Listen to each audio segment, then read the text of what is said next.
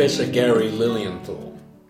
I have qualifications in both psychoanalysis and in the law. My master's degree was in Freudian and Lacanian psychoanalysis, with a high distinction average.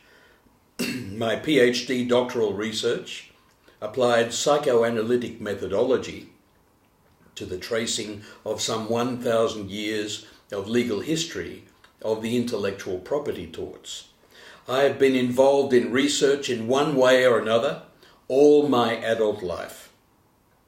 One day, I sat in a massive university auditorium in a wonderful Southeast Asian university of very large proportions, listening to the Vice-Chancellor deliver a major oration to the entire cohort of several thousand academics. In his oration, the Vice-Chancellor remarked that the university must do a better job of exploiting its human capital. I was so intrigued by this injunction. What did he mean by human capital? I didn't know. Do you? As my academic field is law, I turned to my colleagues in the fields of economics, the social sciences, and anthropology, and mercifully they guided me. The outcome is the remarkable compendium of research in the field of economic law on the topic of human capital that is the subject of this audio-visual presentation. As you absorb the research and its syntheses, I hope you gain much understanding and achieve many new insights. This bust of Lei Feng in a park in the Hunan Normal University campus in Changsha, China, memorializes his iconic character. He was a People's Liberation Army soldier who died at 21 years of age and represented the personification of altruism. The inscription on the body of the bust translates into English to "Learn from Comrade Lei Feng." This inscription is in the personal handwriting of Mao Zedong, but does not expressly teach us what to learn.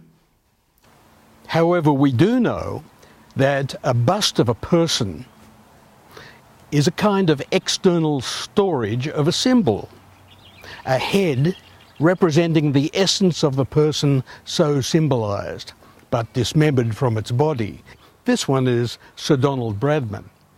Here in Cricket Captain's Walk, there are many busts of past cricket captains, heads dismembered from their bodies. As such, we are reminded of the famous oath of homage by which feudalism was instituted in the United Kingdom. Here's the oath. Sir Edward Coke described homage as follows. Homage is the most honourable service and most humble service of reverence that a frank tenant may do to his lord.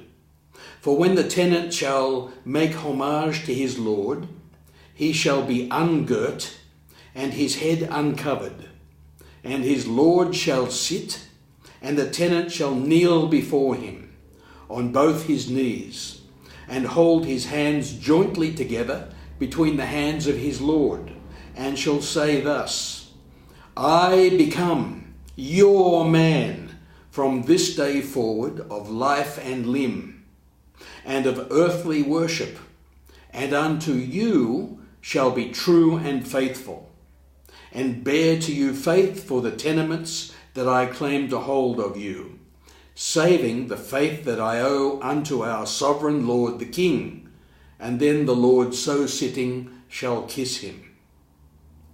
Thus we can see that in both the case of Lei Feng and also of the cricket captains, this was a representation of a transfer of human capital, the one selflessly to the state, and the other passing his very self to a private lord. But what is human capital? I now invite you to suspend your disbelief as we travel through this remarkable research, trying to answer all these questions. Human capital theory is within the domain of economic law. In Western countries, economic law is broadly non-justiciable. Thus, if you are subject to the law of supply and demand, for example, to your detriment, no court will afford you an adequate remedy. See my publication on juridical personality in the journal Jurisprudence to see how ability to sue in court is routinely removed by epideictic rhetoric. We begin with the introduction to the research. A recent Harvard study reports that American senior managers and financial investors now demand greater clarity about how a business organization's people create value for the stakeholders. As it appears, these business metrics are not being reported publicly. These people have now expressed a greater desire to link human capital performance with business outcomes. Now, while researching the history of managerial practices, Dr. Caitlin Rosenthal, when she was a Harvard Newcomen Fellow in Business History at Harvard Business School, found it to be significant that many of the management techniques developed by 1800s United States slave owners still were being used extensively in today's business management. Dr. Rosenthal found that many plantations had used an accounting system explained in Affleck's Plantation Record and Account books. These books contained instructions on how to calculate depreciation of plantation slaves in order to determine the plantation's actual capital costs. Therefore, this researcher's general objective is to investigate critically the possibility of any relationship between human capital and slavery. Chen defined human capital as the present value of a person's future income from his own labour, without his actually identifying the ownership of this capital. Nevertheless, it's clear that modern management accounting deals with how businesses can model human beings as corporate capital assets. This sounds like an attempt to transfer a person's human capital into someone else's hands, as if it were a property transaction. The term slavery means, as defined in the Slavery Convention of 1926, the status or condition of a person over whom any or all of the powers attaching to the right of ownership are exercised. And the term slave means a person in such condition or status, suggesting a concern for business managers in the extent of their dealings with employees. However, domestication is where humans transform wild animals and plants into more useful products by controlling their breeding. The scholarship also suggests the existence of human domestication, academic analyses of which are apparently, these days, carefully avoided, which raises the possibility of some kind of continuum of scale for slavery. From this, the question arises as to whether the body of scholarship on the term human capital constitutes a species of the meaning of the term slavery, and if so, in what way. I try to show that the term human capital suggests an apparently non-violent form of slavery characterized as arrangements for human domestication through education. In the result, a human capital institution is now fully operational since the 1960s. It acts to differentiate the capital values of people through their different kinds of usefulness to the master class of society, measured through their education. This is not an individual relationship of master and slave. It is an enslaving state offering apparently free choice to a mass slave class. Therefore, the international law becomes relevant. to see if the state had crossed the line of exercising powers of property in human beings. This exercise in meta-legal critical analysis tries to unveil the norms underlying the concept of human capital from the extant scholarship, from economic laws, natural law, and some relevant international law. As such, it is similar in structure to an exercise of deliberation in the field of economic law.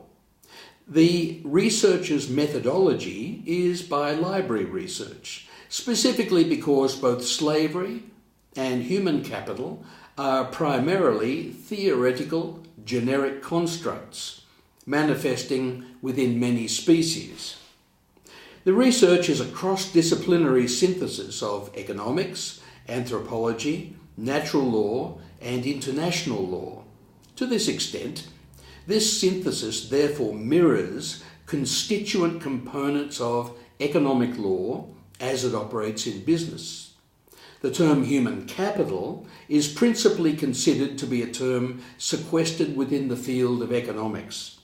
Thus, the research must first critically examine this term from within the field of economics. This will require anthropological inputs as well. Considering that significant ideas continue to inhere over long periods of time, the researcher's argument looks at all aspects of a suggested continuum of slavery. It is based on a legal narrative analysis of the development of ideas of slavery, with human domestication at the more benign lower limit and brutal forced enslavement at the more publicly malignant end of the suggested continuum. The researcher's argument is structured to begin with a major section on property in human beings, followed by another major section on the character of slavery. With these essential pieces of groundwork laid, argument moves on to an investigation into the scholarship of human capital theory and its foundations, as a merely apparent new field of scholarly inquiry.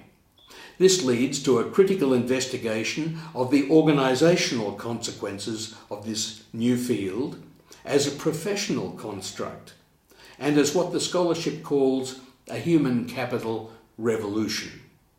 Following these links in the chain of argument, the research will present a short, critical briefing into the development of international law definitions of slavery, so to assess it against what the reader will have learned about the scholarship of slavery and human capital.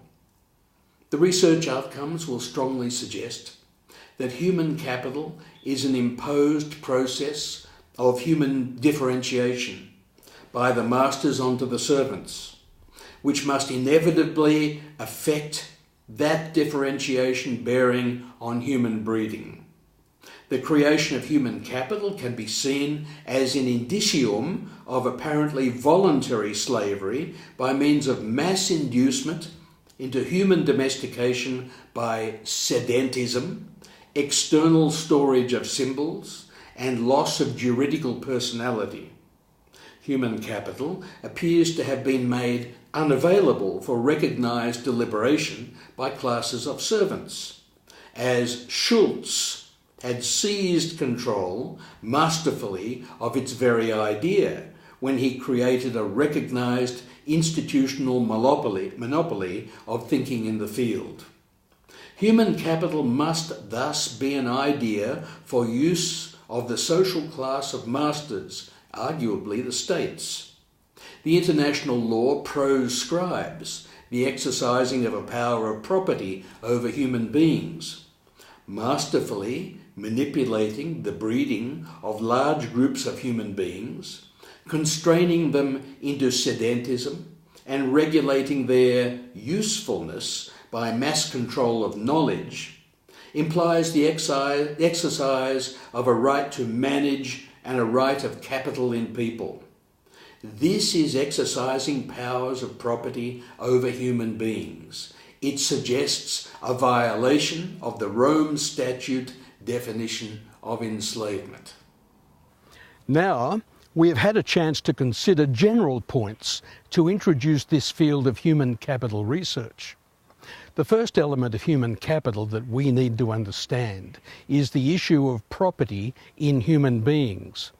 I know that many people think that property in human beings is a thing of the past, something completely abolished, but it just isn't true. This kind of property is exercised in ways not always obvious to the observer. You will see it is exercised on a continuum between the artifice of human domestication at one limit and brutal force at the other limit. Let's now consider all this in depth.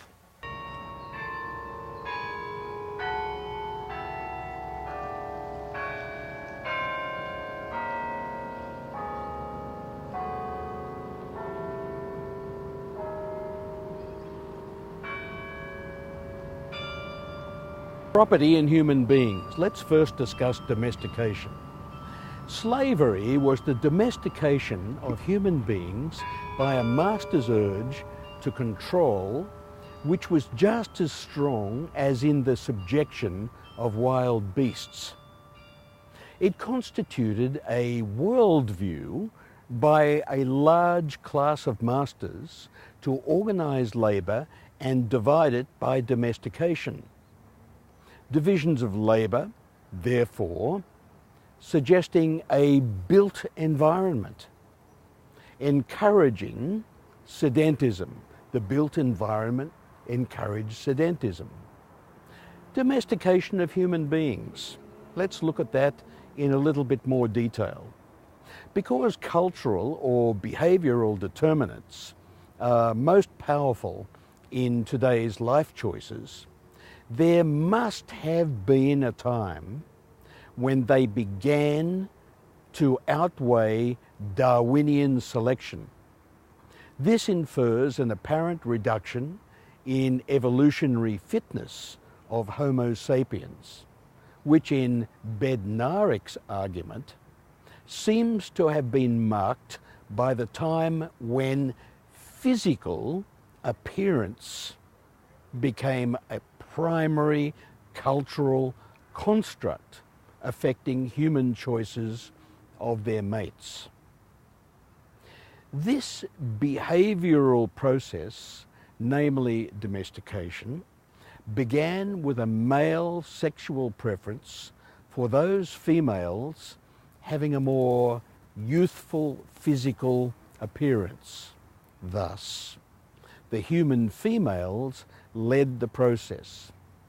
Cultural factors now dominated in human breeding and human breeding patterns, evidenced by external symbol storage, so that modern humans are now the result of their own domestication and are utterly dependent on those who command and control their externally stored symbols.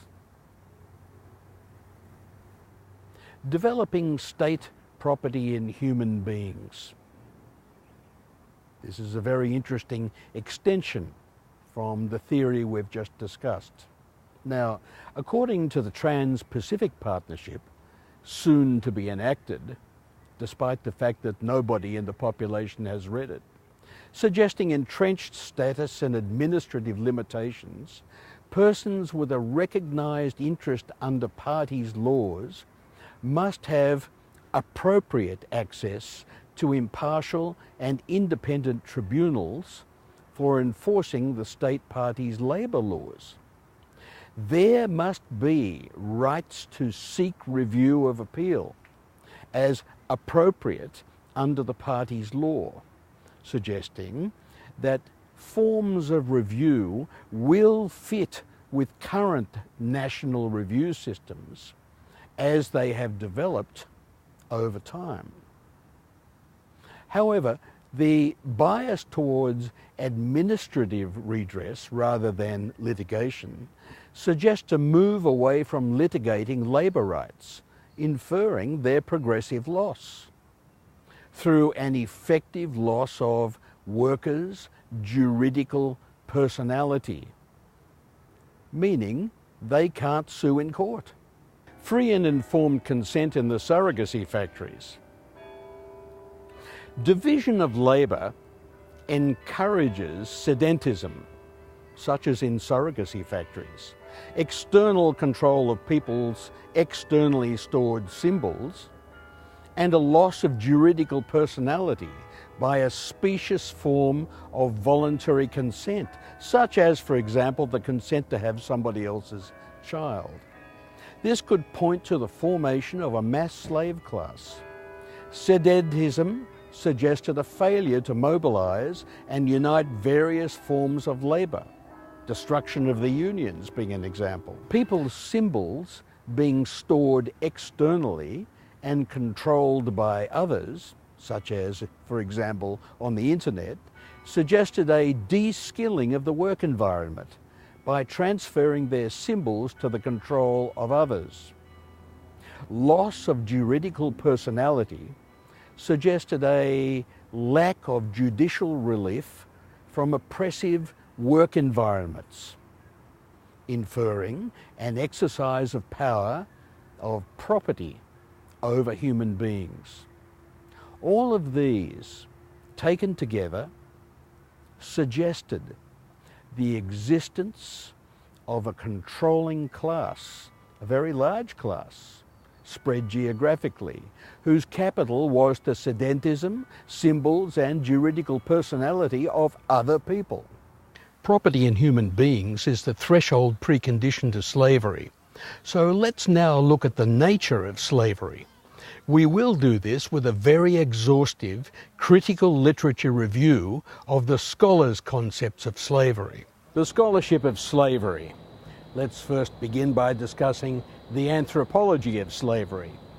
There were scholarly disagreements with many aspects of Nieboer's research. Nieboer you need to look at, noting the absence of the supply-side factor that demand for slavery did not always provide slaves.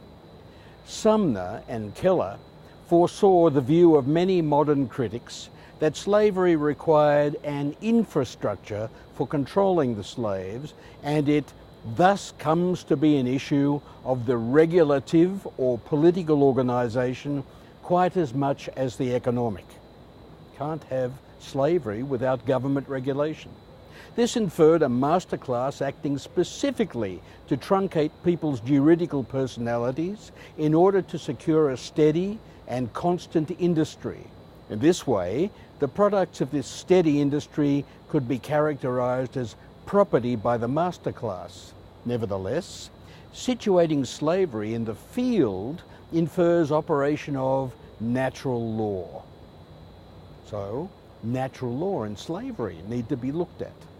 Natural law and slavery.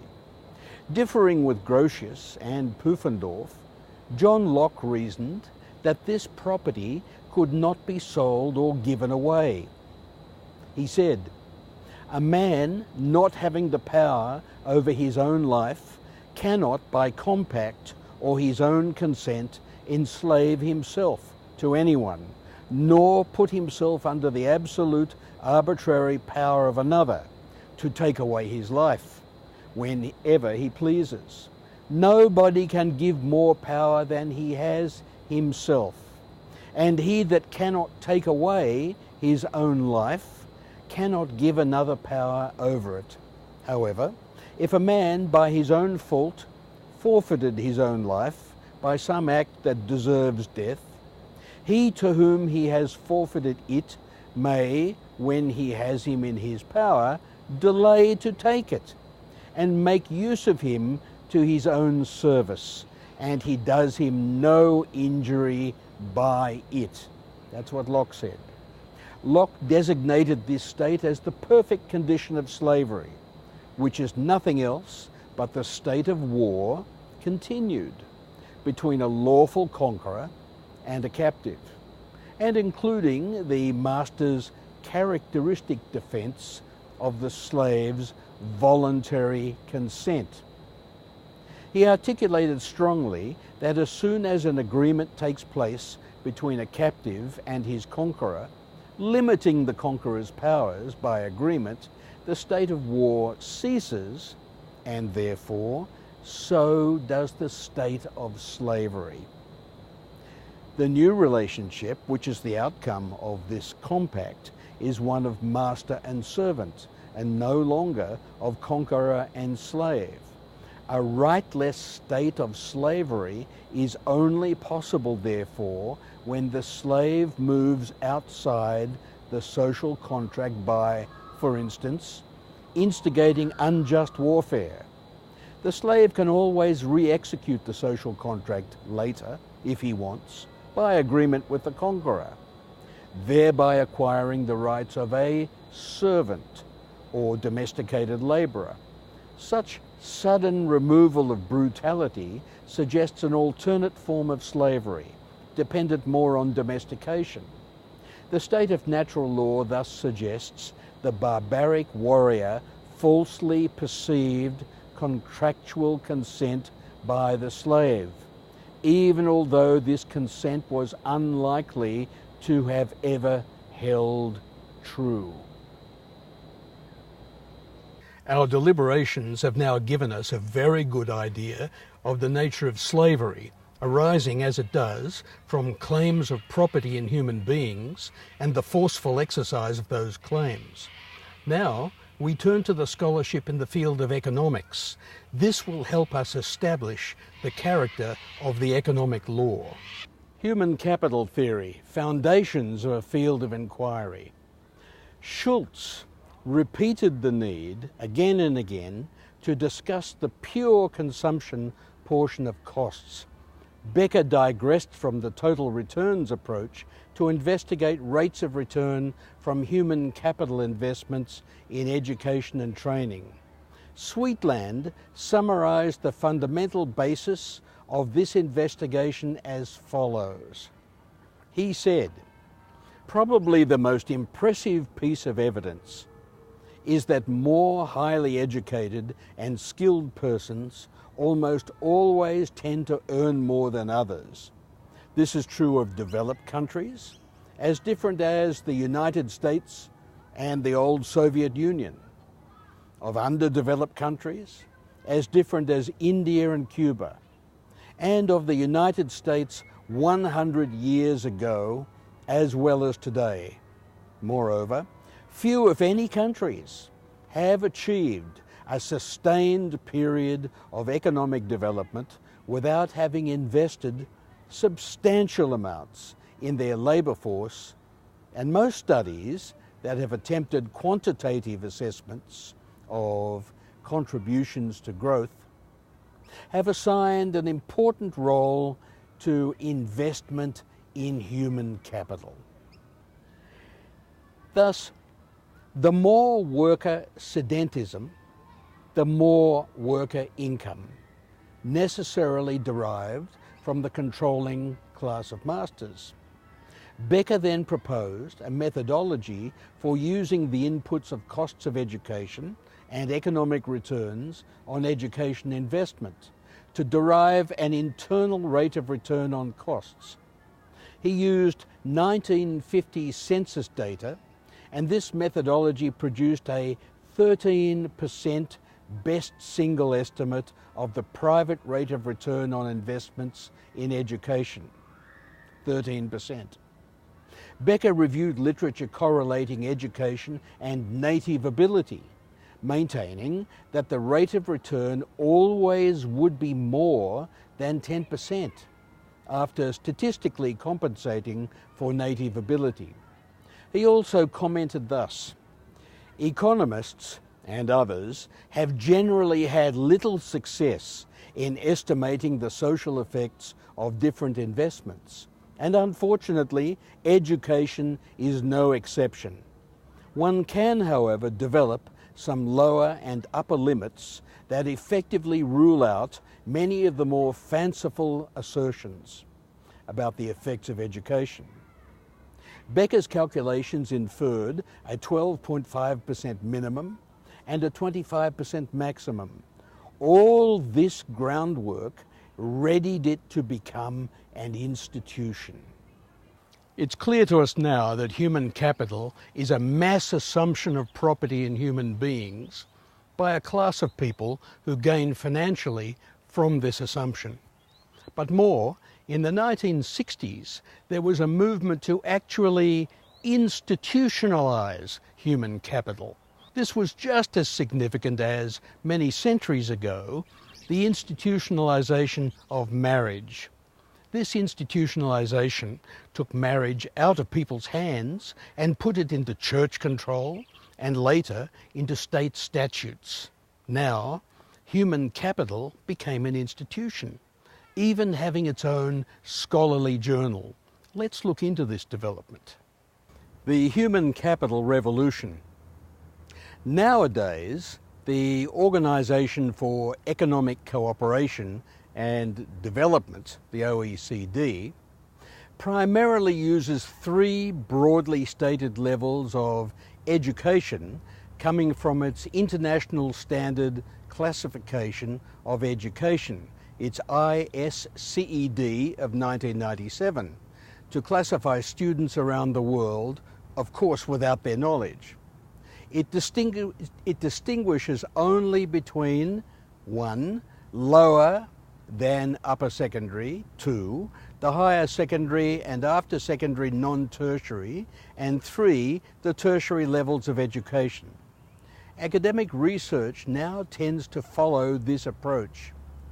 Sometimes the investigation is even delimited to the distinguishing between 1. Lower than upper secondary, and 3. A tertiary level of education. However, it appears from prior research that these education measures may be invalid attainment measures within country jurisdictions.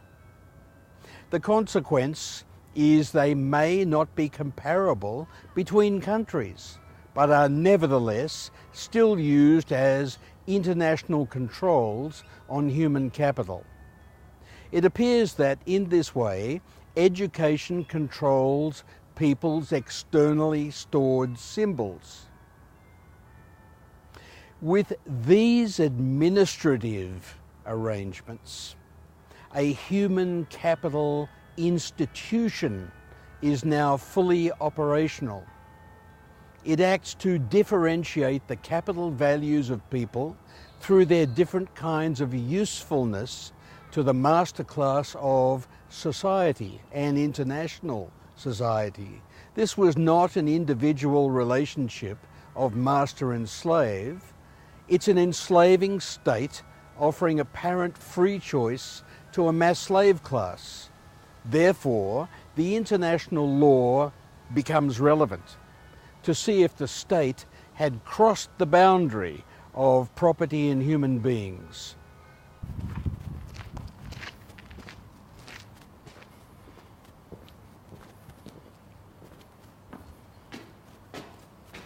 With the entire field of human capital now fully institutionalized, it remains to be seen what the international law of slavery comprised.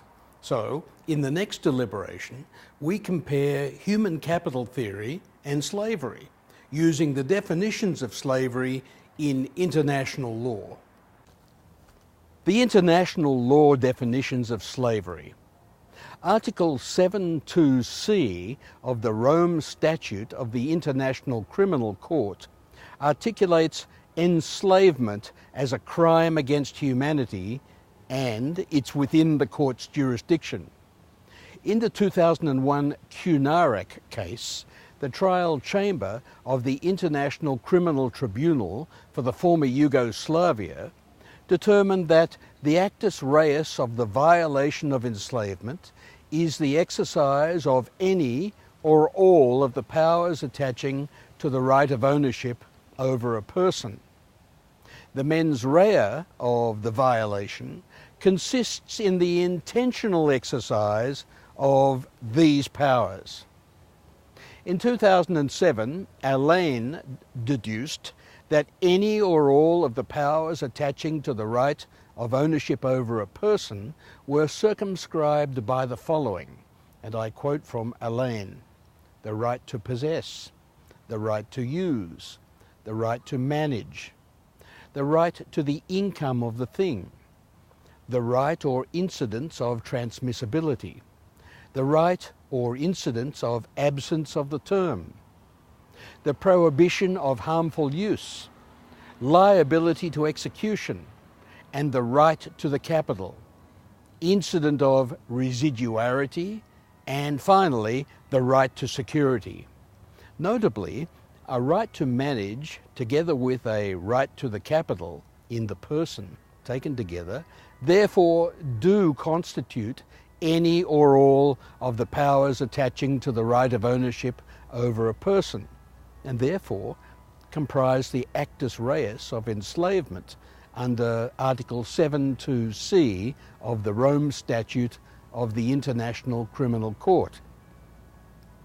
Intention can always be inferred on the basis of the old legal maxim that a man is taken to have intended the natural consequences of his actions, with the debate being over what are natural consequences. Our masterclass of barbaric warriors certainly espouses a right to manage and a right to capital in the effectively sedentary subjects of their administration. The truncated juridical personalities suggests they approach a state of rightlessness. Okay, we are almost done. We have absorbed so much about human capital theory. Now, I'll put it all together in our final conclusion. The nice thing about this conclusion to this research is that because of the broad scope and the depth of the research, you can make many of your own linkages.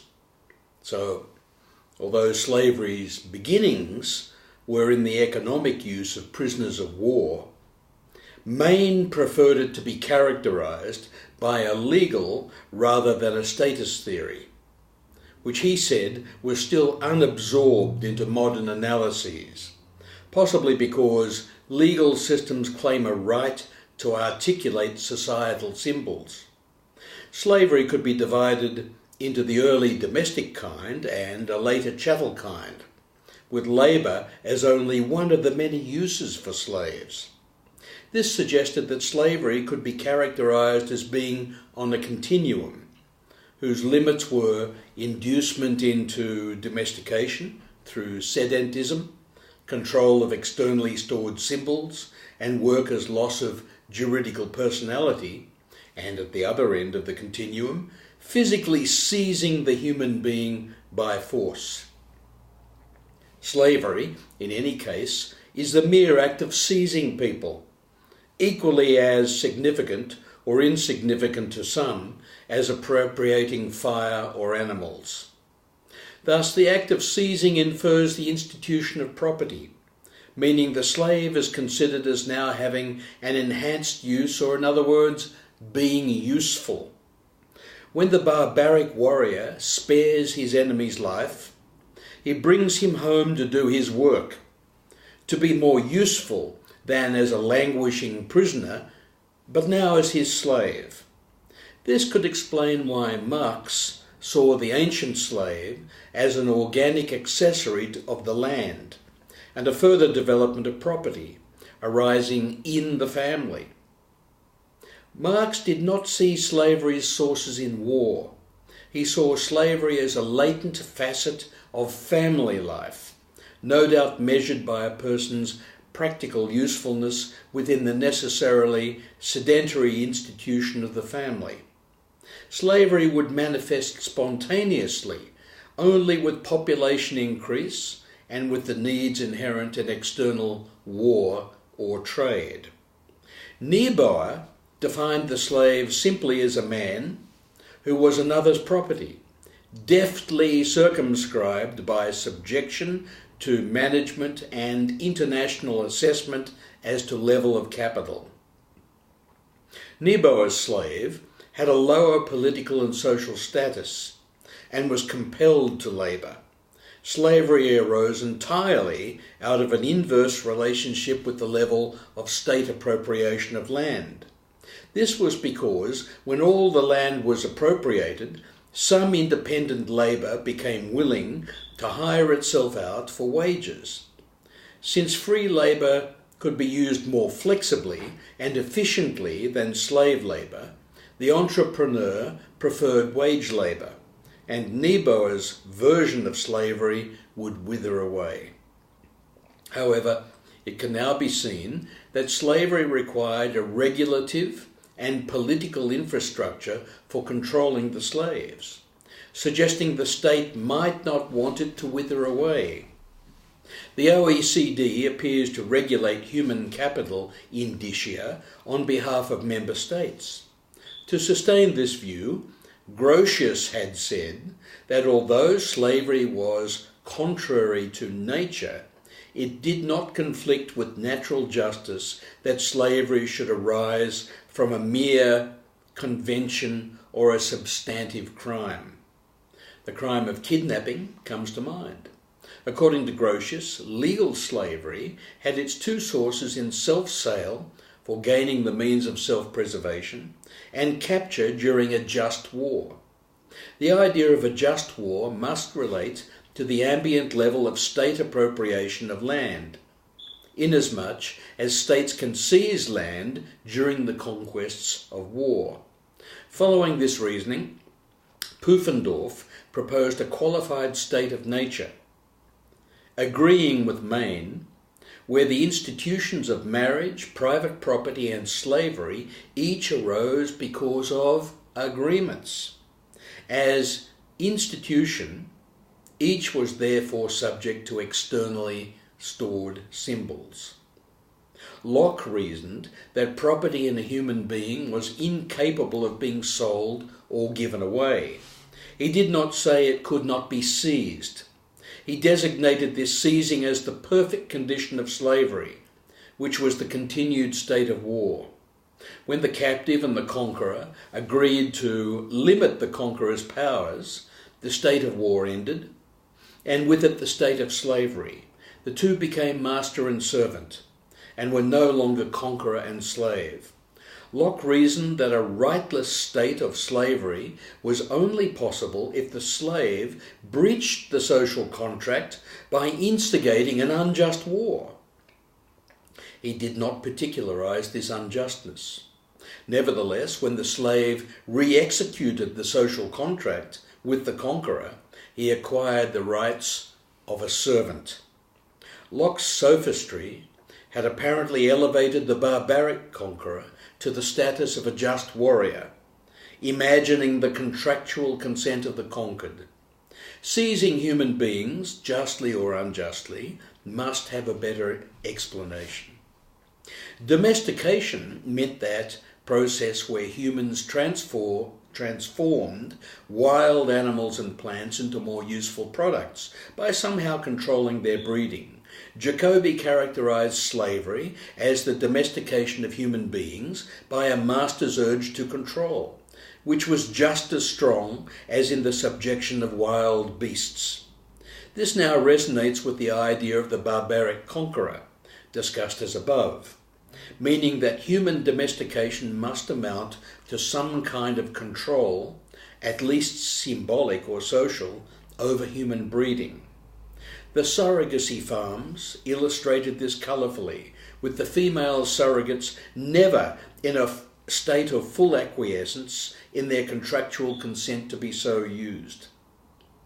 Smith's two principal elements of human capital were, first, the acquired and useful abilities of all the inhabitants or members of the society, in addition to the state of the skill, dexterity and judgment with which labour is applied. Second, was ability acquired through education, study or apprenticeship as a capital fixed and realised in the person. Thus human capital sounds like an imposed process of human differentiation by the master onto the servant, inevitably affecting human breeding. Marshall described human capital as all stored up provision for the production of material goods. This implied a kind of prior seizing of people. Fisher stated that wealth in its broadest sense included human beings, because human beings were human machines. Mintz's statement of rationale was that human capital resulted from an investment subject to free choice, referring to training differing primarily in the length of time it required. Together, this suggested an illusion of free choice for people to undertake a long process of change through education, resulting in enhanced material production.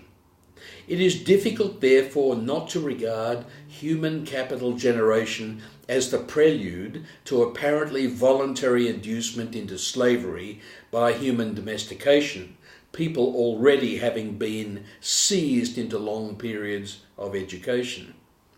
Schultz's 1960 address to the American Economic Association, as its president, began by agreeing with Mintz's rationale.